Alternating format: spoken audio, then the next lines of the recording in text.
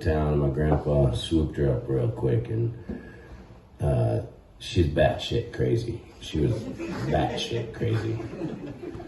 And they had like 4 kids together. She took 2 of them down to Bakersfield, and which I don't know if you've been to California, if you ever been to Bakersfield, there was some pretty good music coming out of there, but who the fuck would stop in Bakersfield when the ocean's like right across, you know, so when it's always the joke of like, people are just like, oh yeah, we beat the Indians, yeah, all the sickness and death, ooh, Bakersfield.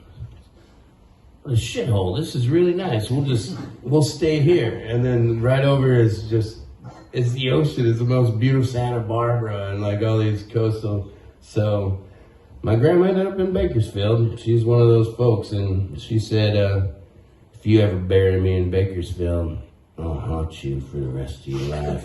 She told my dad. We thought about it.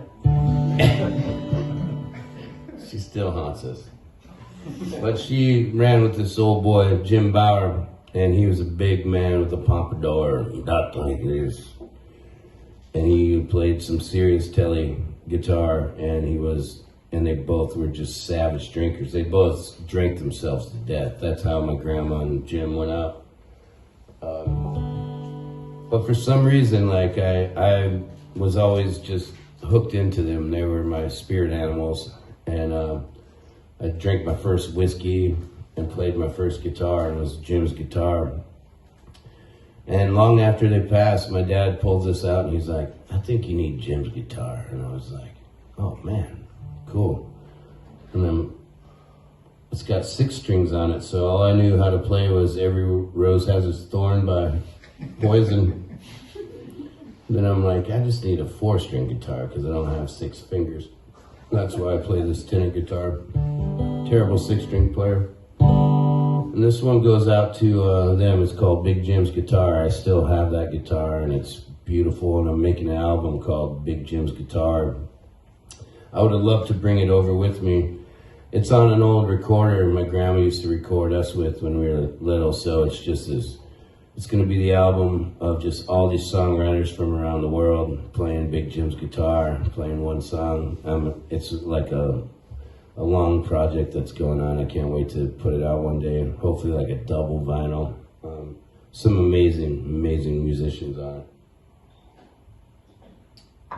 And I've been making a documentary for 10 years called Searching for Guy Clark's Kitchen, so one day I might finish all this shit, but I think it'd be exciting to finish it at the end, you know what I mean?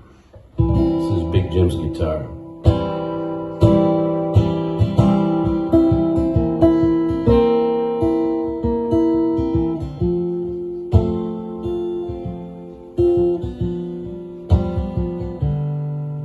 Yeah, my grandma was a dancer.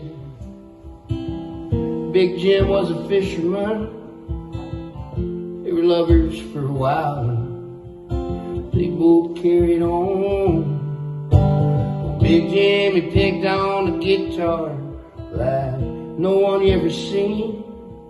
And my grandma had a love affair her whole life with Jim Beam. Before the whiskey took their livers, well, I was just a kid, and there's lots of things that I don't remember. But one thing I can't forget is Big Jim's guitar and my grandma dancing around the room, just sipping on a whiskey jar. Boy, I couldn't get enough of them always falling down drunk, but them never falling out of love.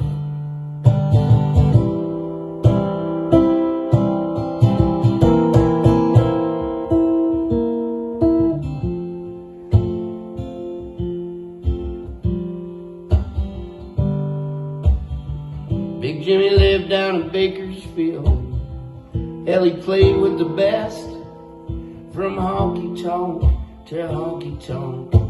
His guitar was never resting. My grandma would go watching. She'd sit there at the bar, order up that bourbon, while Jim picked on his guitar.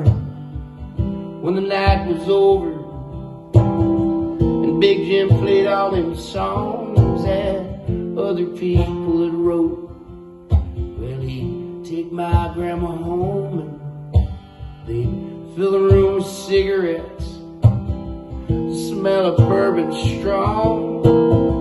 Big Jim would play from the bottom of his heart for my grandma all night long. Oh, baby, Jim's guitar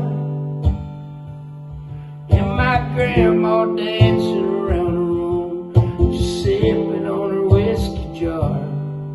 Boy, I couldn't get enough of them always